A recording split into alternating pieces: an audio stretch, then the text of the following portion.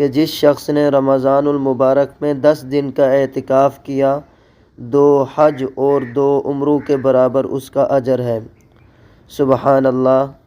میرے دوستو، یہ جو روایت آپ کے سامنے بیان کی ہے، یہ امام زین العابدین علی بن حسین رضی اللہ تعالی عنہ سے مروی ہے، جو انہوں نے اپنے والد سیدنا حسین رضی اللہ تعالی عنہ سے نقل کی ہے۔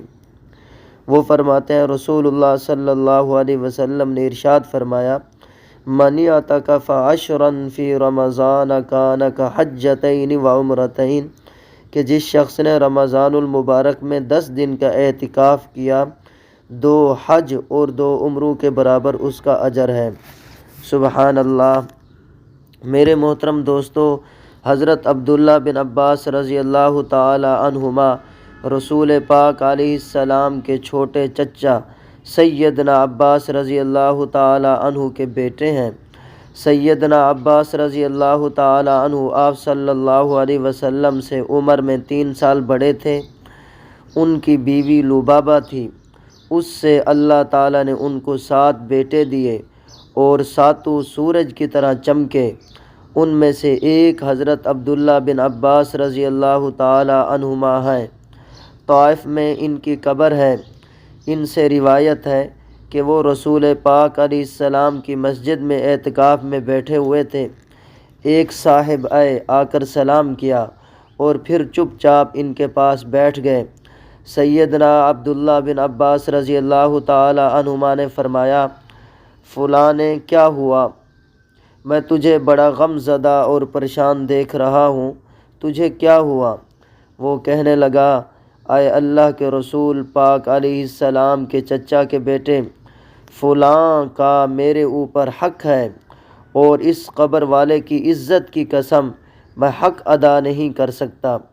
رسول پاک صلی اللہ علیہ وسلم کی قبر کی طرف اشارہ کر کے کہا۔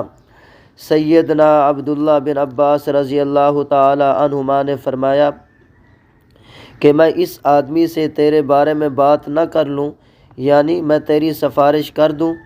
اس نے کہا، جیسا آپ مناسب سمجھیں۔ تو سیدنا عبداللہ بن عباس رضی اللہ تعالی عنہما جوتا پہن کر چل پڑے، مسجد سے باہر نکلے۔ اس آدمی نے کہا کہ حضرت آپ اپنا اعتکاف بھول گئے۔ فرمایا، اعتکاف تو میں نہیں بھولا، لیکن تمہاری حاجت کی خاطر باہر نکل رہا ہوں۔ میں نے اس قبر والے یعنی حضور پر نور صلی اللہ علیہ وسلم سے سنا، زمانہ ابھی قریب ہی گزرا ہے۔ یہ کہتے ہوئے سیدنا عبداللہ بن عباس رضی اللہ تعالی عنہما کی آنکھیں ڈبڈبا گئیں اور آنسو بہنے لگے۔ آپ صلی اللہ علیہ وسلم فرما رہے تھے، من مشى فی حاجت اخیہ وبلغ فیہا کان خیرا لہ من اعتکاف 10 سنین، او کما قال صلی اللہ علیہ وسلم، کہ جو مسلمان کی حاجت کے لیے چلے اور حاجت پوری کرے، اس کو 10 سال کے اعتکاف کا ثواب ملے گا۔ وَمَنِ اعْتَكَفَ يَوْمًا ابْتِغَاءَ وَجْهِ اللَّهِ تَعَالَى جَعَلَ اللَّهُ بَيْنَهُ وَبَيْنَ النَّارِ 3 خَنَادِقَ أَبْعَدَ مِمَّا بَيْنَ الْخَائِفَقَيْنِ، کہ جو شخص ایک دن کا اعتکاف کرتا ہے اللہ تعالیٰ کی رضا کی خاطر، اللہ تعالیٰ اس کے درمیان اور جہنم کے درمیان 3 خندقوں کا فاصلہ ڈال دیتے ہیں، اور ایک خندق کا فاصلہ اتنا ہے جتنا زمین سے آسمان کا فاصلہ ہے۔ اب اس فاصلہ کو 3 گنا کریں تو معتکف جہنم سے اتنا دور ہو جاتا ہے ایک دن کے اعتکاف سے۔ سبحان اللہ۔ میرے محترم دوستو، اعتکاف کی مختلف قسمیں ہیں۔ ایک نظر کا اعتکاف ہوتا ہے، دوسرا نفلی اعتکاف ہوتا ہے، تیسرا اعتکاف سنت مؤکدہ ہوتا ہے۔ نظر کا اعتکاف کیا ہے؟ مثلا ایک آدمی نظر مانتا ہے کہ میرا یہ کام ہو گیا تو میں اتنے دن کا اعتکاف کروں گا، 2 دن کا، 3 دن کا یا 10 دن کا اعتکاف کروں گا۔ یہ اعتکاف نظر ہے۔ اور دوسرا اعتکاف نفلی اعتکاف ہوتا ہے وہ یہ ہے کہ آدمی جب مسجد میں داخل ہو تو اعتکاف کی نیت کر لے، جب تک مسجد میں رہے گا اعتکاف کا ثواب ملتا رہے گا۔ فجر کی نماز کے لیے آیا، آدھا گھنٹہ اعتکاف کی نیت سے مسجد میں رہا، 5 نمازوں میں 2.5 گھنٹے نفلی اعتکاف کے ہو گئے۔ اگر اس نے ہر نماز میں گھنٹہ گھنٹہ خرچ کیا تو 5 گھنٹے کے اعتکاف کا ثواب ملے گا۔ سبحان اللہ۔ اور ایک اور جگہ آیا ہے کہ جو شخص مغرب سے لے کر عشاء تک کا اعتکاف کرے، اللہ تعالی جنت میں اس شخص کے لیے محل بنا دیتے ہیں۔ تو میرے بھائیوں، جیسے ہی مسجد میں داخل ہوں تو اعتکاف کی نیت کر لیں کہ میں اعتکاف کی نیت سے مسجد میں ٹھہرتا ہوں، اسی کو اعتکاف کہتے ہیں۔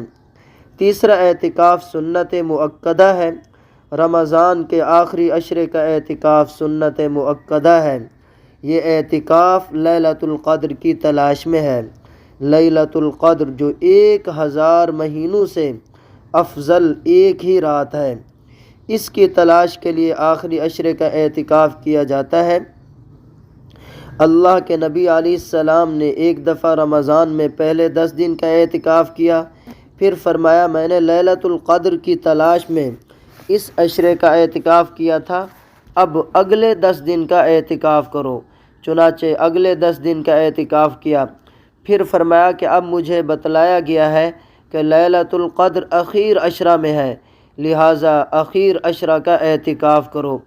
جس سال آپ صلی اللہ علیہ وسلم کا وصال ہوا، اس سال آپ صلی اللہ علیہ وسلم نے 20 دن کا اعتکاف کیا۔ عموماً آپ صلی اللہ علیہ وسلم آخری 10 دن کا اعتکاف کرتے تھے۔ 1000 مہینوں کی عبادت ایک طرف اور لیلۃ القدر ایک رات کی عبادت ایک طرف ہے۔ سبحان اللہ۔ میرے بھائیوں، اعتکاف کا مقصد ایک تو لیلۃ القدر کی تلاش ہے، دوسرا اہم مقصد اپنے مولا کی دہلیز سے چمٹنا اور اسے راضی کرنا ہے۔ معتکف کے 24 گھنٹے عبادت میں شمار ہوتے ہیں، کیونکہ جب مسجد میں آ گیا، یہاں نیند بھی آ گئی تو وہ بھی عبادت ہی میں شمار ہوگی۔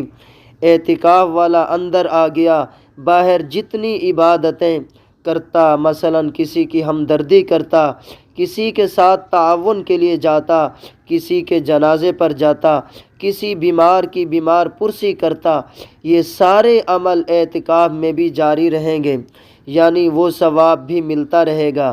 یہ اللہ کی چوکھٹ اور اس کی دہلیز کو پکڑنا ہے۔ 10 دن میں اس مالک کے ساتھ چمٹ جاؤ۔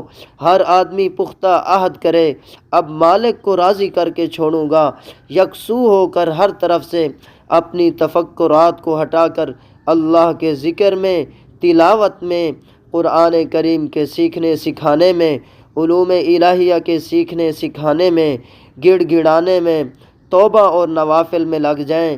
اب یہ دن اللہ کے لیے وقف کر دیں۔ اللہ کے دروازے پر پڑ گیا ہے تو اللہ کی ذات سے امید ہے کہ اللہ تعالیٰ اس کو محروم نہیں فرمائیں گے۔ میرے بھائیوں، اللہ پاک اس مجاہدے کی برکت سے اس کی صفائی ستھرائی کریں گے، اندر باہر سے ساری غلاظتیں دور کر دیں گے، صفات حمیدہ سے آراستہ و مزین کریں گے۔ سارے کام چھوڑ کے اللہ کے دروازے اور چوکھٹ پر پڑ گیا، یا اللہ تجھے راضی کرنے کے لیے میں تیرے گھر آیا ہوں۔ اللہ کے سامنے گڑ گڑاتا رہا، مانگتا رہا۔ سارے تفکرات سے ہٹ کر ایک ہی فکر میں مشغول ہو جائیں۔ اعتکاف کے فضائل بہت زیادہ ہیں۔ ابن ماجہ کی ایک روایت میں ہے کہ معتکف گناہوں سے محفوظ رہتا ہے اور اس کے لیے نیکیاں اتنی لکھی جاتی ہیں جتنی کہ کرنے والے کے لیے بہت سے اعمال، جیسا کہ جنازہ کی شرکت اور عیادت مریض ایسے امور ہیں کہ اعتکاف میں بیٹھنے کی وجہ سے معتکف ان کو نہیں کر سکتا، اس لیے اعتکاف کی وجہ سے جن اعمال خیر سے رکا رہا ان کا اجر بغیر کیے بھی ملتا رہے گا۔ سبحان اللہ۔ میرے محترم دوستو، جی اب یہ اعتکاف تو سنت اعتکاف کا تو وقت ختم ہو گیا ہے، لیکن نفلی اعتکاف کا وقت اب بھی باقی ہے۔ کوشش کریں جی نفلی اعتکاف کریں، اللہ تعالیٰ مجھے تمام مسلمانوں کو عمل کرنے کی توفیق عطا فرمائے۔ آخر میں آپ سے گزارش یہ ہے، یہ حضور پر نور صلی اللہ علیہ وسلم کی احادیث مبارکہ ہیں۔ آپ صلی اللہ علیہ وسلم اور صحابہ کرام رضوان اللہ علیہم اجمعین کے اقوال و افعال ہیں۔ ثواب کی نیت سے شیئر کر دیجئے گا۔ نیز آپ کو کوئی بھی دینی مسئلہ درپیش ہو وہ بھی استفسار کر سکتے ہو۔ مفتی محمد افضل اوفی ان